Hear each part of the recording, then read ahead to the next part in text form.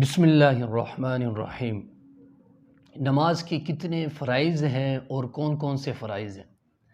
نماز کی جو ٹوٹل فرائض ہیں، نماز کے 6 فرائض ہیں۔ جو سب سے پہلی فرض ہے وہ تکبیری تحریمہ یعنی اللہ اکبر کہنا ہے، اور جو دوسری فرض ہے وہ قیام کرنا یعنی سیدھا کھڑے ہو کر نماز پڑھنا، یہ بھی فرائض نماز میں سے ہے۔ اور جو تیسری شرط ہے رکوع کرنا، یعنی جب ہم رکوع کرتے ہیں یہ رکوع بھی فرائض نماز میں سے ہے۔ اور چوتھی جو شرط ہے قرآت کرنا، تلاوت جو ہے، ہم قرآن پاک کی جو تلاوت کرتے ہیں یہ تلاوت کرنا بھی ہے، یہ بھی فرائض نماز میں سے ہے۔ اور اس کے بعد جو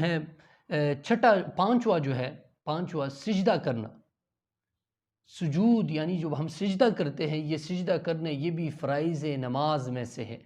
اور جو آخری ہے چھٹا جو ہے قاعدہ اخیرہ، یعنی جو آخری قاعدے میں، جب ہم آخری قاعدے میں پہنچ جاتے ہیں یہ آخری قاعدہ جو ہے یہ بھی فرائض نماز میں سے ہے۔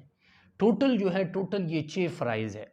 باقی جتنے فرائض مختلف کتابوں نے اور بھی فرائض لکھے ہیں، لیکن ان فرائض میں اختلاف ہے کہ یہ ہے یا نہیں ہے، لیکن جو ٹوٹل ہے جو ہے یہ 6 فرائض ہے۔ جو نماز کی جو فرائض ہیں وہ یہی 6 فرائض ہے۔